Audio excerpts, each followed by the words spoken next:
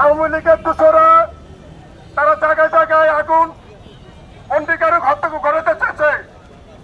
আপনারা জানেন আমরা গুলিস্তান টার্মিনালে ঢাকা শহরের প্রতিপক্ষ সাইমুল আলম ভাই, মেবাতন ভাই, আমাদের গুলিস্তান মালিক সমিতি মালিক শ্রমিক ঐক্য হয়ে আজকে 2 দিন যাবৎ গুলিস্তান টার্মিনাল পাহারা দিচ্ছি। 11-12 শেষ না, আমাদের আরো পাইতে হবে। কারণ আওয়ামী লীগ 17 বছর ছিলেন, ওনারা এই দেশটাকে লুটে পুটে খেয়েছেন। এই লুটে পুটে খেয়ে তাদের অর্থায়নে একটা গাড়িতে ওনারা আগুন জ্বালাইতে পারলে আমরা শুনছি ওনারা 50,000 করে টাকা ওনারা পাবেন। ওই শ্রমিক আপনারা সবাই সতর্ক থাকুন, পাহাড়াতে থাকুন। পূর্বের নির্দেশ খবরদার একটা জিনিস বলতে চাই, এই গুলিস্তান টার্মিনালে কোনো নাশকতা না হয়।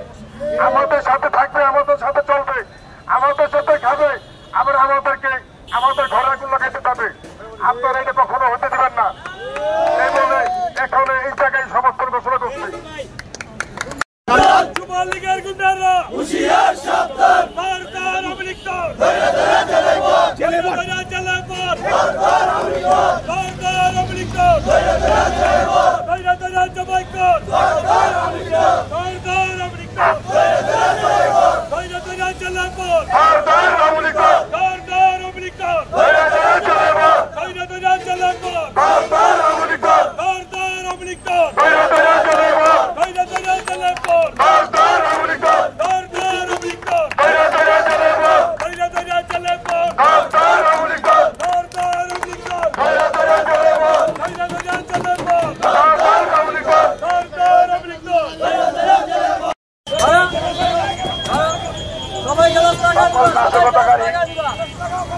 নাশকতাকারী যদি দেখা যায় তাহলে আমাদের বিএসএফের সাথে যোগাযোগ করবেন। ইনশাআল্লাহ আমরা নাশকতাকারীদেরকে দাম দেব না।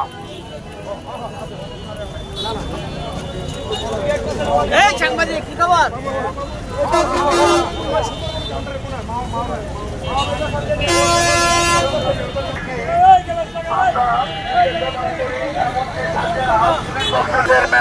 আপনাদের সাথে সহযোগিতা করবে 36 ঘন্টার ভিতরে।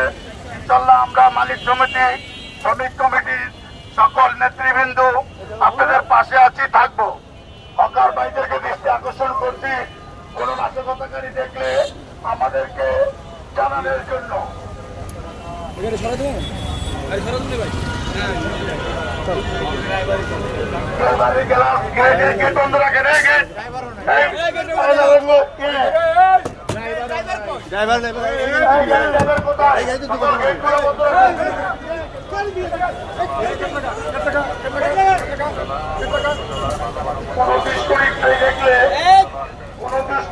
দেখলে আমাদেরকে অবৈধ করার জন্য অনুরোধ করে যাচ্ছে।